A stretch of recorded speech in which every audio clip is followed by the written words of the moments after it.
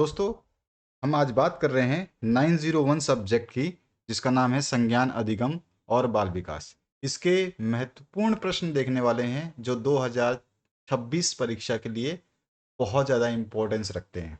तो पहले प्रश्न से शुरुआत करते हैं। पहला प्रश्न पूछा गया है, संज्ञान से आप क्या समझते हैं, यानी कॉन्गिनेशन से आप क्या समझते हैं। दूसरा प्रश्न है, सूचना प्रक्रम के मुख्य चरण कौन कौन से हैं। तीसरा जो प्रश्न है इसमें पूछा गया है, स्कीमा शब्द को परिभाषित कीजिए।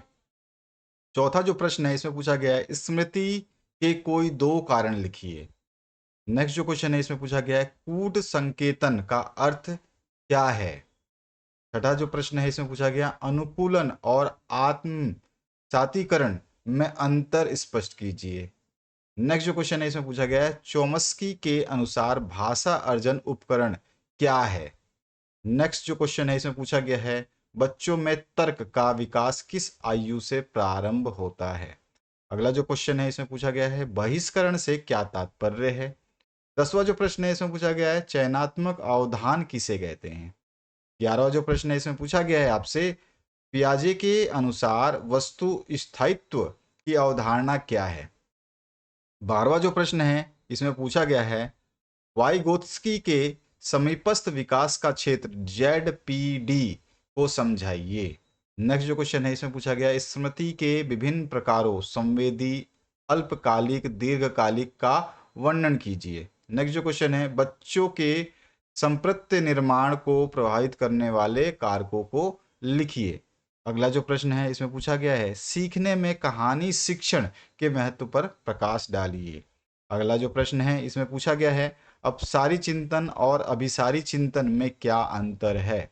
अगला जो प्रश्न है इसमें पूछा गया है, बच्चों में स्व अवधारणा के विकास को समझाइए। अगला जो प्रश्न है इसमें पूछा गया है, भाषा विकास के किन्हीं 3 सिद्धांतों का संक्षिप्त वर्णन कीजिए। नेक्स्ट जो क्वेश्चन है उसकी बात करते हैं। इसमें पूछा गया है, सक्रिय अनुबंधन की किन्हीं 2 विशेषताओं का उल्लेख करें। आप जितने भी विषय आप पढ़ रहे हैं, अगर आपने एग्जाम से पहले अपने सारे विषय को 2 से 3 बार रिवाइज नहीं किया है, तो आपका एग्जाम जो है वो स्कोरिंग नहीं रहेगा। याद रखिएगा, मैं आपको हमेशा रिपीट करता हूँ, मेरे लास्ट वीडियोस आपने देखे होंगे। और जिन विद्यार्थियों ने हमारी बात को समझा है और जिन्होंने एग्जाम से पहले अपने सारे विषय को 3 से 4 बार रिवीजन कर लिया है, हर विषय का रिवीजन अगर 3 से 4 बार कर लिया है, तो उसके एग्जाम में 85 86 से अबव ही क्वेश्चन के नंबर आएंगे। जो एग्जाम में कोई सा भी पेपर हो, इसका रीज़न क्या है मैं बता देता हूँ आपको। इसका रीज़न है कि आपके 901 902 903 904 जो भी आपके सब्जेक्ट हैं, इसमें क्वेश्चन आगे पीछे वाले सब्जेक्ट से भी पूछे जाते हैं। ऐसा नहीं है कि आपने 901 पढ़ा है तो केवल 901 के किताब से ही या नोट से ही क्वेश्चन पूछे जाएंगे। आपके 902 के पेपर में 901 का भी क्वेश्चन आ सकता है, 903 का भी क्वेश्चन आ सकता है। क्वेश्चन आपस में जो है अटैच्ड रहते हैं। बिल्कुल ये मत समझिए कि केवल मैं एक किताब पढ़ूंगा, जिस दिन मेरा पहला एग्जाम होगा उस दिन वो एक किताब पढ़ूंगा और मेरा पेपर अच्छा चला जाएगा। ये आप जो है गलत सोच रहे हैं और आपको इसका नुकसान हो जाएगा।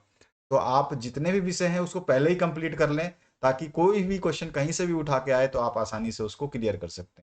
20वां जो प्रश्न है इसमें पूछा गया है, बहुभाषिता एक बाधा है या संसाधन, तर्क दीजिए। नेक्स्ट जो क्वेश्चन है इसमें पूछा गया, जीन पियाजे द्वारा प्रतिपादित संज्ञानात्मक विकास की चारों अवस्थाओं का विस्तृत वर्णन कीजिए। नेक्स्ट जो क्वेश्चन है इसमें पूछा गया, लेव वाइगोत्स्की के सामाजिक सांस्कृतिक विकास के सिद्धांत की शैक्षिक उपयोगिता बताइए। अगला जो प्रश्न है इसमें पूछा गया है, अधिगम को प्रभावित करने वाले मुख्य मनोवैज्ञानिक और पर्यावरणीय कारकों का वर्णन कीजिए। नेक्स्ट जो क्वेश्चन है, खेल के माध्यम से सीखना बच्चों के मानसिक विकास में कैसे सहायक है।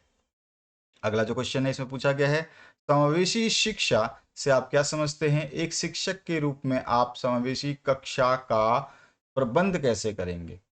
26वां जो क्वेश्चन है इसमें पूछा गया है, ब्रूनर के संज्ञानात्मक विकास के सिद्धांत की मुख्य विशेषताओं का वर्णन कीजिए। अगला जो क्वेश्चन है इसमें पूछा गया है, बच्चों में भाषा विकास को प्रभावित करने वाले कारकों का विस्तृत वर्णन कीजिए। नेक्स्ट जो क्वेश्चन है इसमें पूछा गया है, चिंतन का अर्थ क्या है, चिंतन के विभिन्न उपकरणों को विस्तार से समझाइए। अगला जो प्रश्न है इसमें पूछा गया, स्किनर के सक्रिय अनुबंधन सिद्धांत का शिक्षा के क्षेत्र में क्या महत्व है, उदाहरण सहित स्पष्ट कीजिए।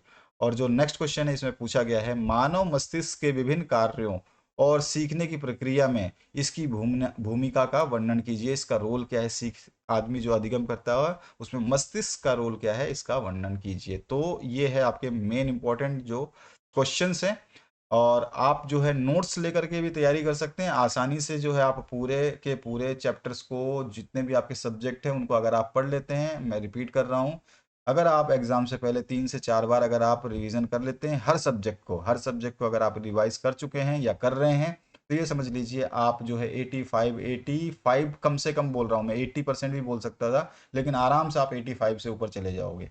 तो ये विश्वास रखिए कि आपको ये जो चीज़ें करनी है वो एटलीस्ट 3 to 4 टाइम्स जो है आपको करनी है, हर सब्जेक्ट को रिवाइज करना है एग्जाम से पहले।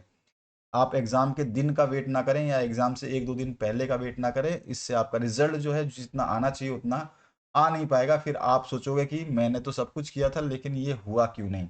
तो रीज़न यही है कि आपको जो अब अपने तैयारी करनी है तो उसमें सभी सब्जेक्ट्स को एटलीस्ट 3 to 4 टाइम्स जो है रिवाइज करिए, क्योंकि हर सब्जेक्ट में किसी भी सब्जेक्ट से क्वेश्चन उठा के पूछ लिया जाता है। 901 का क्वेश्चन 903 में भी पूछा जा सकता है, 905 में भी पूछा जा सकता है, 904 का क्वेश्चन 901 में पूछा जा सकता है, 903 का क्वेश्चन 902 में, या 902 का क्वेश्चन 901 में, कोई भी एक क्वेश्चन, यानी कि 2 3 क्वेश्चन जो है ऐसे जो कॉमनली पूछे जाते हैं, किसी भी सब्जेक्ट में वो क्वेश्चन जो है फिट बैठता है।